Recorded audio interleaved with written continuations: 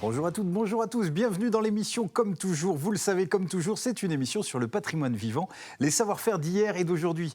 Et aujourd'hui, mesdames et messieurs, nous allons parler femmes, engagement politique et plus particulièrement du moment où les femmes sont devenues citoyennes à part entière en France. Lynn Roux vient de nous parler de sa maman Odette qui fut la première maire d'une sous-préfecture en France, j'ai nommé les Sables d'Olonne. Face à notre génération, je déclare avec Aragon, la femme est l'avenir de l'homme. Comme le dit Ferrat Aragon, il y a 80 ans, en avril 1945, 12 millions de Françaises votaient pour la première fois. Et dans ce contexte, dans une France encore meurtrie par la guerre, une institutrice de Vendée, Odette Roux, résistante de la première heure, glisse son bulletin dans l'urne. Quelques semaines plus tard, le 18 mai, elle devient maire des Sables d'Olonne, première femme à accéder à ce poste dans une sous-préfecture en France, en l'occurrence les Sables d'Olonne. Odette Roux n'était pas seulement pionnière, elle était engagée, déterminée. Elle avait conduit des actions de résistance, transporté des informations à vélo, entre autres, organisé des cantines, des colonies de vacances, a œuvré beaucoup pour la jeunesse. Aujourd'hui, sa fille Lynn poursuit sa mémoire et nous raconte le combat politique et citoyen de sa maman et l'importance historique de cette première élection féminine. Comment Odette est-elle passée de résistante à candidate à la mairie? Quelle a été sa motivation pour se présenter dans une Vendée encore très conservatrice? Comment a-t-elle vécu le scrutin et la campagne électorale auprès des électrices et des électeurs? Quels obstacles particuliers a-t-elle rencontrés en tant que femme dans ce contexte politique? Que représentait son élection pour les femmes de l'époque? Quels ont été les premiers combats en tant que maire? Voilà, on pourrait multiplier les questions et on va les multiplier. Autant de questions que nous allons poser à notre invitée Lynn Roux. Soyez la bienvenue. Merci. On est très heureux de vous recevoir, c'est un honneur, et puis très heureux aussi d'aborder et de parler d'Odette Roux. Qui plus est, dans un contexte politique un peu comment on dirait, hasardeux. Un peu compliqué. Un peu compliqué, c'est ça, c'est le mot. Mais avant de se lancer pleinement dans le sujet, permettez-moi de vous présenter alors nos deux électeurs. Ils sont candidats à vie dans cette émission, un poste très prisé, puisqu'il paraît même qu'il y a des chroniqueurs du National qui vous envient, la télé de... Apparemment, on dirait. On dirait. Mais c'est à vous qu'il revient l'honneur de vous présenter ici même. Bonjour Jean-Pierre, comment va? Bonjour Vabaye, bonjour je suis content de vous retrouver. Ah ben le plaisir, il est vraiment partagé, vraiment. Bon, et puis parler d'un sujet important. Oui. Première élection d'une femme maire d'une sous-préfecture, les Sables d'Olonne. Vraiment, de toute façon, je pense que la place de la femme, elle est à tous les niveaux, comme celle de l'homme. Mais comme dit Ferrat, la femme est l'avenir de l'homme. Bien sûr. Moi, mes deux grands-mères étaient commerçantes, les deux commandaient au même niveau que mes deux grands-pères, et c'était une équivalence. Oui, mais elle n'avait pas de réalité citoyenne. Non, vous avez raison. Elles étaient considérées comme mineures. C'est vrai. Même si elles avaient leur rôle dans la famille. Oui, souvent, et même souvent, souvent incontestable. Même, mais elles étaient considérées comme mineures du point de vue de la vie citoyenne, civique. Pas reconnu, un manque de reconnaissance. Elles n'avaient pratiquement pas de droits. Tout à fait. Ouais. Et donc, votre menu du jour? Mais comme dans le couple, des fois, ça bataillait, c'est du poulet aux châtaignes. Du poulet aux châtaignes. Bon. C'est le moment. C'est le moment. Là, on est en plein dans les châtaignes. Ça, les châtaignes, ouais. C'est comme au gouvernement, ça châtaigne dure. Allez, envoyez les marrons. C'est la saison des châtaignes quand même. C'est ça. Eh ben, on vous retrouve dans un instant. Jean-Pierre Bertrand, des archives? Oui, deux archives intéressantes qui vont nous permettre de visionner Madame Odette Roux, puisque l'une d'elles vient de TV 102 au Sables d'Olonne, qui l'avait interviewée. Une archive. Et puis la deuxième, c'est une des dernières émissions que Madame Odette Roux a faites, et c'était avec TV Vendée. D'accord. Donc on aura deux séquences des époques éloignées, puisque la deuxième séquence est de 2014.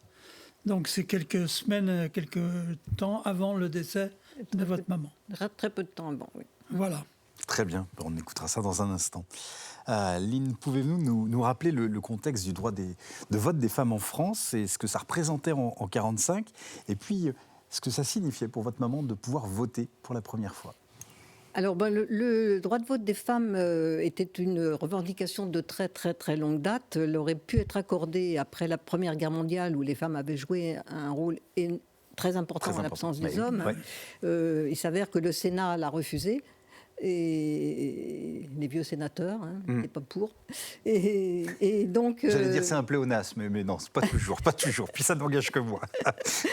Et donc ensuite, c'était toujours donc une demande très forte avec des manifestations importantes un peu partout d'ailleurs, et notamment en France, puisqu'on était très en retard par rapport à d'autres pays à ce niveau-là. Et donc le gouvernement provisoire d'Alger, avec sous le général de Gaulle, donc, a voté une ordonnance qui accordait le droit de vote aux femmes, aux prochaines élections. Ouais. Après la guerre, quoi. Et comment votre maman est-elle passée de résistante? Vous l'avez souvent évoqué, la mémoire, et c'est tant mieux. On a besoin aussi de se rappeler cette mémoire. Elle est passée de résistante à mère et candidate, en tout cas, à la mairie. Alors, moi, comme vous le savez, elle était veuve de mon père Alfred Roux, qui avait été arrêtée, avec lequel elle avait été arrêtée. Ils avaient été arrêtés tous les deux en mars 1943. Et mon père, lui, a été emprisonné à La Roche-sur-Yon, et à la prison allemande de La Roche-sur-Yon, et il est mort sous la torture fin juin 1943. Et donc elle était veuve déjà de la résistance, et elle a continué elle-même la résistance en clandestinité jusqu'à la libération. Et ensuite, elle a fait partie du comité de libération départemental. Et donc, à ce moment-là, si vous voulez, on était en plein flottement au niveau des institutions. Bien sûr. Puisqu'il n'y avait plus rien. Il fallait donc que les institutions nommées par Vichy soient destituées. Et il fallait reconstituer la vie politique du pays. Et donc là, elle s'est beaucoup impliquée pour justement, avec le programme de la résistance, du Conseil national de la résistance, qu'elle avait complètement adopté. Elle a fait énormément de réunions un peu partout en Vendée avec d'autres, évidemment, pour justement que la population s'implique dans cette vie politique à venir. Et donc, à la suite de ça, en octobre 1944, quand le nouveau préfet Martin a été nommé, il a été chargé, comme partout en France, de reconstituer les conseils municipaux, sans les personnes qui avaient pu mal se comporter ou être porter allégeance à Pétain et à Vichy. Voilà. Donc, elle est nommée à ce moment-là, en 1er octobre 1944, au conseil municipal. Alors, le préfet Martin lui propose d'intégrer un conseil municipal. Vu qu'elle avait été institutrice avec mon père à Benay, à Viré de Benay. Oui. Donc, elle dit, bah oui, peut-être à Benay, si vous voulez. Et elle me dit, non, je vous nomme au Sable d'Olonne. Alors, peut-être que c'était aussi parce que mon père était natif de la Chaume. D'accord. Ah oui, donc peut-être a-t-il jugé que c'était mieux pour qu'elle soit là, quoi. Et donc, elle a accepté. C'était pas quelqu'un qui refusait les responsabilités. Donc, même si c'était pour elle l'inconnu. Bien sûr, j'imagine. Voilà. Et quelles ont été... parce que on est quand même aussi dans une Vendée conservatrice, sortir de la guerre, le Conseil national de la résistance, mais ça veut dire que dans une Vendée conservatrice, elle jouissait d'une reconnaissance, d'une popularité. Vous parlez de votre papa qui était issu de la Chaume. Ça a joué sur sa popularité, sur le passé résistant aussi? Oui, je pense que le décès de mon père et ses obsèques en début juillet 1943 a énormément marqué la population. On n'était qu'en 1943. Oui. Donc il y avait encore peu de résistants fusillés ou déportés. Voilà. Donc ça a énormément marqué la population. Donc je pense que ça a effectivement joué sur sa popularité. Et comment elle a vécu ce scrutin auprès des électrices et des électeurs? Alors en fait, elle s'est trouvée, on va dire qu'elle s'est trouvée propulsée par la force des choses, sur le devant de la des scène. événements. Et donc, effectivement, quand il a été question des premières élections donc de la République, qui étaient réinstaurées. Donc les premières élections, c'était les élections municipales. Or, ces élections municipales, pour la première fois, les femmes avaient le droit de vote et étaient éligibles. Voilà. Ce qu'on oublie. Donc, elle fait partie d'une liste de gauche résistants, communistes, socialistes, radicaux, résistants engagés, enfin bon, voilà. Et bon, elle est au milieu de la liste, hein, avec d'autres, la seule femme d'ailleurs. Ah oui, d'accord. Seule candidate. Ouais. Voilà. Et donc, premier tour des élections municipales, leur liste arrive en tête. Dès le premier tour. Ce qui était déjà assez, déjà une énorme surprise. Oui, donc là, évidemment, entre les deux tours, ils sont persuadés que ça ne va pas aller plus loin. Et deuxième tour, ils sont majoritaires. Donc là, grosse question. Et qui prend ? Donc là, on est le 13 mai. Oui. Grosse question. Mais qui va être maire ? Qui va-t-on proposer comme maire ? Et unanimement, tous les gens de la liste disent Odette, il faut que ce soit Odette. Alors elle dit, moi, comme elle disait, elle le dit d'ailleurs dans ses interviews, moi j'étais dans l'action, j'étais pour l'action, mais alors me retrouver maire, c'était pas trop mon truc. Tout ce qui est administratif, c'est voilà. Bon bref. Donc bon, finalement, elle accepte, hein, voilà. Et le 18 mai, donc effectivement, l'ensemble du conseil municipal la désigne, pas à l'unanimité, mais à la majorité. À la majorité. Elle remporte, maire des Sables-d'Olonne. Maire des Sables-d'Olonne. Voilà. Quels obstacles particuliers a-t-elle rencontrés en tant que femme dans ce contexte politique, historique ? Alors déjà depuis octobre 1944, où elle avait été nommée au conseil municipal, elle avait plein d'idées, elle. Ah, d'accord. Elle fourmillait d'idées pour la jeunesse, avec des thèmes qui lui tenaient à cœur. Voilà, tous les thèmes qui lui tenaient à cœur. Et elle se heurtait, comme elle disait, à des vieux, alors qu'ils étaient sans doute pas si vieux que ça, mais voilà, qui rigolaient un petit peu, parce qu'elle était assez d'avant-garde. Ouais. Et donc tout ce qu'elle proposait, ça les faisait un peu rigoler, mais ça n'allait pas plus loin. Et elle a continué, une fois maire, à essayer d'imposer, enfin de faire ce qu'elle avait envie de faire, et notamment par rapport aux enfants. Hein, on est dans une dynamique, une obédience d'éducation populaire ? Oui, tout à fait, bien sûr. Ouais, et donc, elle est très attentive au sort des... évidemment, on est en plein retour aussi. Il faut essayer de se rendre compte de la période que c'est. Hein. Et en plein retour des déportés, des prisonniers de guerre, des familles qui se retrouvent des veuves, des enfants où le papa n'est pas revenu. Enfin, c'est vraiment une situation très... Et des histoires aussi familiales qui se révèlent. Oui, c'est très, dans très un lourd. Contexte très lourd. Donc, une de ses priorités, c'est effectivement de remettre en état les écoles, que les enfants puissent, dès la rentrée, retrouver leurs écoles qui ont souvent été occupées par les Allemands et ont besoin d'être remises en état. Donc c'est une de ses priorités, ça.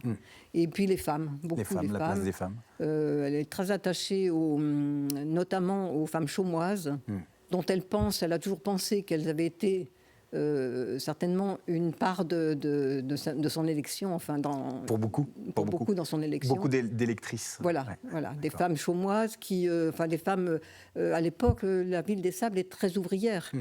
Et toutes ces femmes qui travaillent dans les usines, les conserveries, etc. Bon, voir une femme les représenter, elles s'y reconnaissent. Ça a été vraiment, je pense, et pendant tout le temps que ma mère a été en vie, elles lui ont témoigné. Elle incarne l'espoir, elle incarne. Oui. Je vous propose, on va marquer une petite pause, on va manger, enfin virtuellement, puisque c'est Jean-Pierre Pouvreau qui va nous faire saliver. Il nous vient du Fenouillet. On passe à table. Alors mangeons. Bonjour. Je parle souvent du poulet comme des macros. Enfin, je prends des produits abordables à l'heure actuelle, et le poulet, c'est une volatile qui est abordable. On peut le cuisiner régulièrement et se régaler avec. Alors donc là, c'est un poulet noir. Il faut quand même prendre de la qualité. Un poulet noir de Chaland, labellisé si on peut, c'est mieux. Bio, c'est encore mieux. Voilà. Aux châtaignes, puisqu'on est en pleine saison des châtaignes. Alors, donc, la châtaigne, elle est cuisinée à part. Ça veut dire ou on l'achète carrément prête à consommer décortiquée, ou alors on achète 1 kilo de châtaignes, on les fend, on les passe au four, on les décortique. Il y a une méthodologie, mais il y a un petit peu de temps à passer. Bon, pour en revenir à la recette du poulet, il faut prendre un gros poulet noir de 2,5 kg minimum. Il n'y a que les gros poulets qui sont bons. Les autres, ils n'ont pas de goût. Ils sont à peine arrivés à maturité. Mais non, ils n'ont pas de goût. C'est comme les civelles et puis les anguilles. C'est pareil, les civelles, ça n'a pas de goût. L'anguille, ça a du goût. Alors, un gros poulet de 2,5 kg, 3 échalotes à éplucher. Ma grand-mère prenait des couilles de pape. C'est des grosses échalotes de pays très très longues. Elle appelait ça, c'est le vrai terme. 60 g de beurre, de l'huile de colza, 40 g de farine, 60 g de bouillon de volaille, du franc blanc, une petite bouteille de franc blanc de Brême. On en trouve encore dans les bonnes caves. 400 g de champignons de Paris nettoyés, à couper en deux et à citronner, et 120 g de morilles déshydratées. Voilà. Un demi-citron, et puis des châtaignes, 300 ou 400 g de châtaignes. Pour terminer, 50 g de crème fraîche. Ah, la crème fraîche. Il y a longtemps que vous ne nous l'aviez pas sorti. On ne peut pas s'en passer. Ah non. Non, mais le gras, c'est la vie. Ça va rester comme phrase. Le gras, c'est la vie. Mais c'est la vie. Je cherche la contrepétrie. Ah non, mais il n'y en a même pas. Il y en a même pas. C'est tellement naturel, c'est tellement vrai. Le gras, c'est la vie.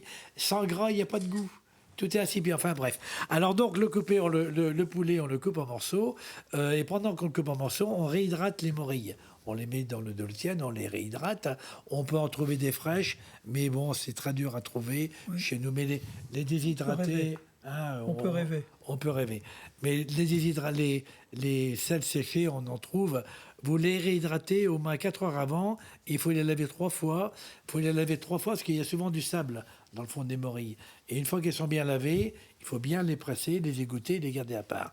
Dans la cocotte qu'on a préparée avant, on fait chauffer le beurre avec un petit peu d'huile d'olive ou de colza.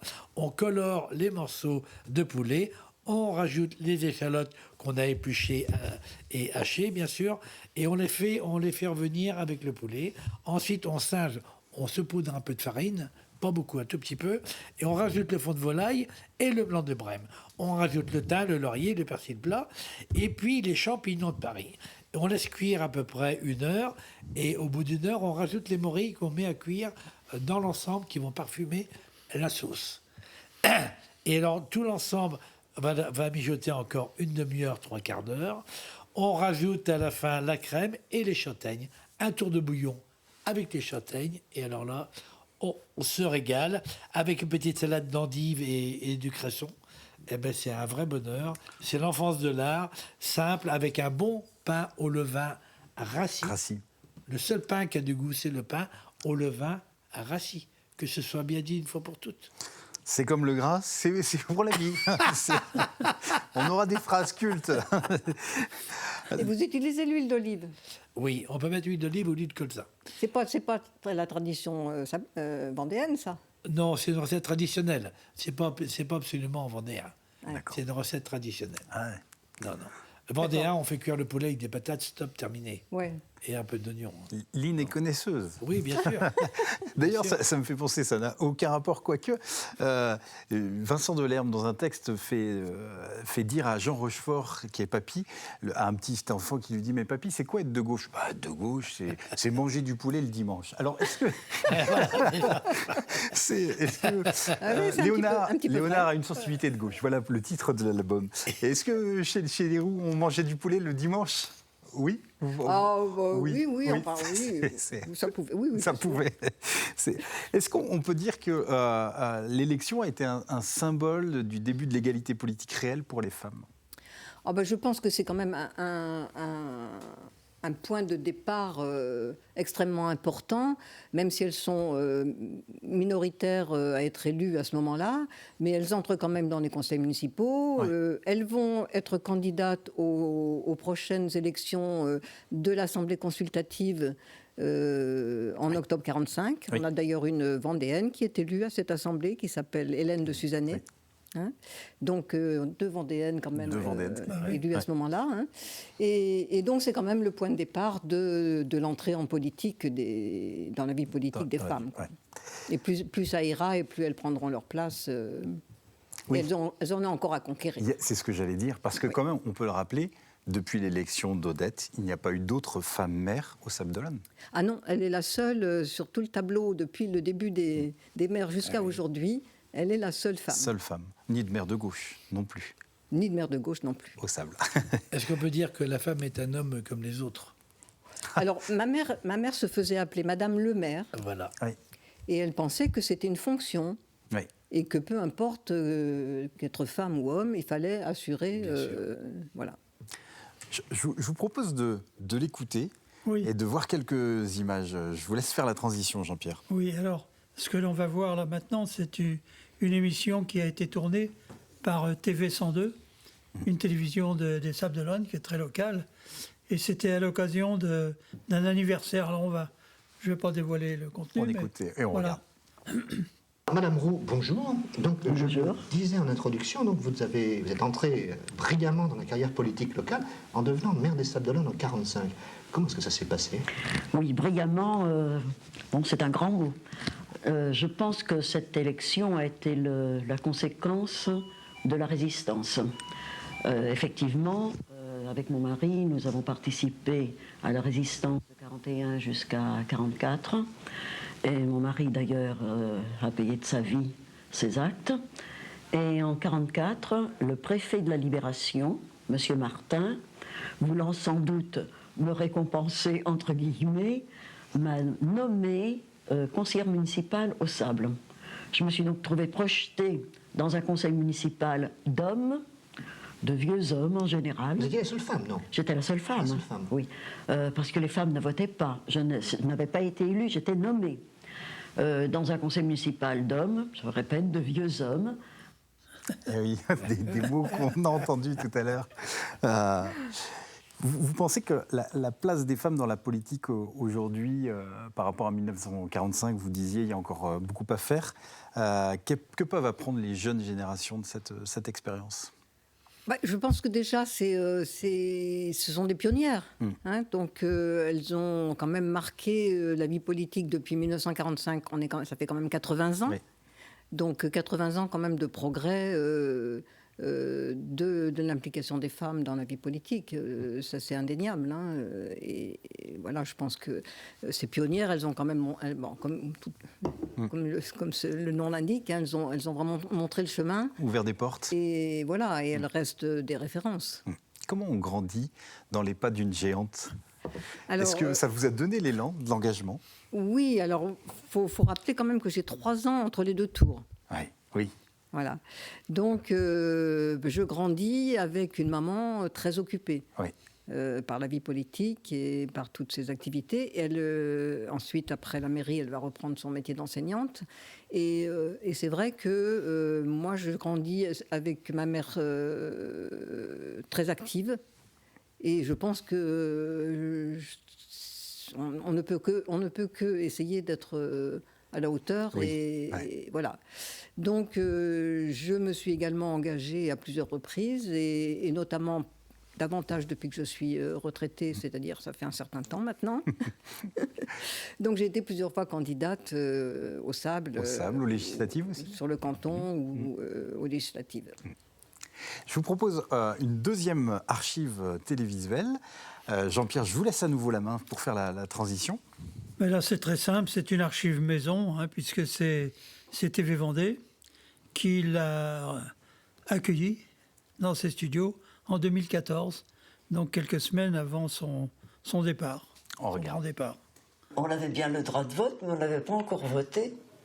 Mais alors, qu'est-ce que je vais faire, moi, dans ce conseil municipal? C'est la toute dernière interview d'Odette Roux, un entretien dans lequel elle revient notamment sur son parcours de maire des Sables d'Olonne. Nous sommes au printemps 45, au sortir de la guerre. Odette Roux est déjà une figure de la résistance. La jeune institutrice a combattu dans la clandestinité avant et surtout après la disparition de son mari, Fredo, mort sous la torture. Et alors que les Sables est la première ville libérée du département, Odette Roux intègre un peu par hasard le conseil municipal. Ils ont constitué une liste de résistants, patriotes, socialistes, communistes, radicaux, des syndicalistes, enfin des gens qui s'étaient engagés pendant cette période dans la résistance. Et ils ont eu la majorité. Bon, faut dire qu'à l'époque, les Sables et la Chaume étaient quand même assez ouvriers encore. Hein. Il y avait les conserveries, il y avait les charpentiers de navires, il y avait une tradition ouvrière forte encore. Hein. Et donc, ils ont eu la majorité. Donc, conseil municipal suivant, il faut désigner un maire. Hein. Et tout le monde a dit, eh ben, pourquoi pas Odette? Une femme mère au Sable d'Olonne, c'était quand même... Parce que les Sables d'Olonne n'étaient pas de gauche. Hein. C'était républicain avant la guerre. Mais n'était pas de gauche, c'est le moins qu'on puisse dire. Mais c'est vrai que le littoral et le sud Vendée étaient républicains. Oui, on avait des Vendées un peu différentes. Alors c'est difficile, mais si votre maman voyait la France d'aujourd'hui, quel regard elle porterait?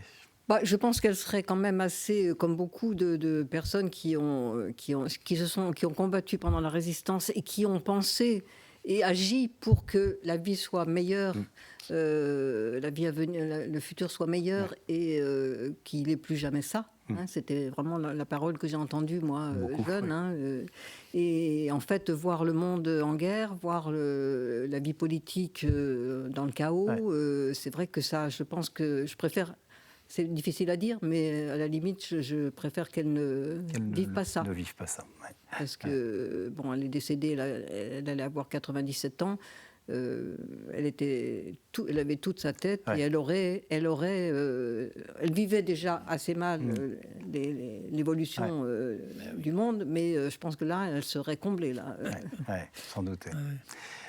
Pour ça qu'on va être vigilant, la vigilance toujours, chaque jour peut-être. Ce qu'elle disait toujours. Ouais, la vigilance. Merci beaucoup de nous avoir apporté ces témoignages. Ça donne envie d'en connaître encore plus. Voilà. Donc, en tout cas, merci pour ces mots.